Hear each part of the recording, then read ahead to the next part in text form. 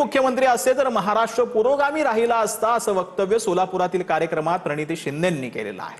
गडकरी मुख्यमंत्री असते तर राज्याची परंपरा बळकट राहिली असती याची स्तुती देखील यावेळेला प्रणिती शिंदेंनी केली। या कार्यक्रमाला नितीन गडकरी देखील उपस्थित होते। अशा नेतृत्वाची महाराष्ट्राला उणीव आहे।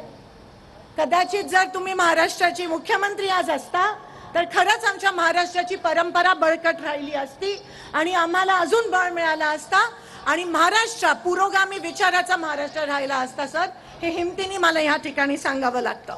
माझ्या वडिलांचे जवळचे मित्र सर, तुम्ही ते पण दिवस बघितले, बापू हो हो म्हणतायत त्या ठिकाणी। खरात प्रकरणी रुपाली चाकणकरांची जवळपास 8 तास ईडीनं चौकशी केली आहे। खराशी आर्थिक संबंध नाही असं रुपाली चाकणकरांनी म्हटलंय। प्रतिभा चाकणकर आणि तन्मय चाकणकरांची समता पतसंस्थेतील खाती बनावट असल्याचा दावा रुपाली चाकणकरांनी केला। गुवाहाटीचा प्रवास खरासोबत केलेला नाही, चाकणकरांनी हे स्पष्टीकरण दिलं। दरम्यान गरज पडल्यास चाकणकर वहिनींना ईडी पुन्हा चौकशीसाठी बोलावणार असल्याची माहिती मिळते।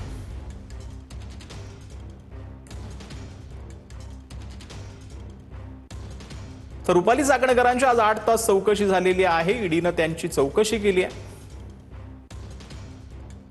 ईडीनं प्रतिभा चाकणकरांचा मुलगा तन्मय चाकणकराचाही जबाब जो आहे तो नोंदवलेला आहे।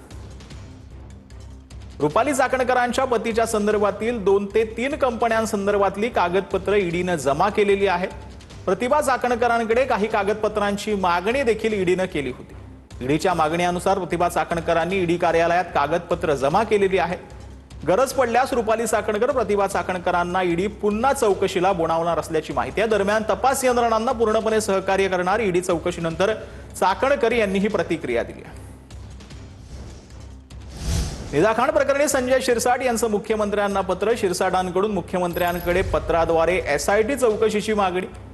प्रकरणाची निष्पक्ष आणि पारदर्शक चौकशी होणं गरजेचं असं शिरसाटांनी म्हटलं। शिरसाटांच्या पत्रामध्ये इम्तियाज जलीलांच्या नावाचाही उल्लेख आहे।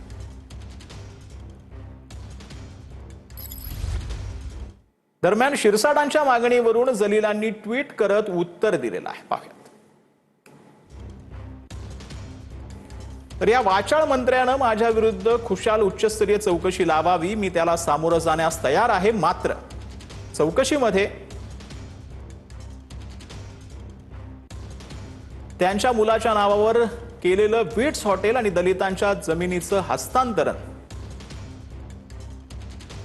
शेंद्रा ट्रक टर्मिनलच्या आरक्षित जागेचा घोटाळा आणि नाशिकमधील बेहिशोबी मालमत्ता या सर्वांचा समावेश असावा असं इम्तियाज जलील यांनी म्हटलेलं आहे।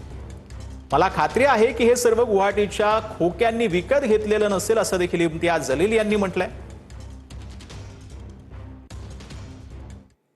तर श्याम महाराजांवर सामूहिक बलात्काराचा गुन्हा दाखल असल्याचा आरोप रोहित पवारांनी केला आहे।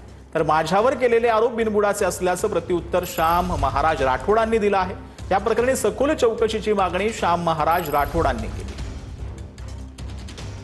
महाराष्ट्र सरकारला माझी एक विनंती आहे, हात जोडून विनंती आहे की या प्रकरणाची सखोलातली सखोल चौकशी करा।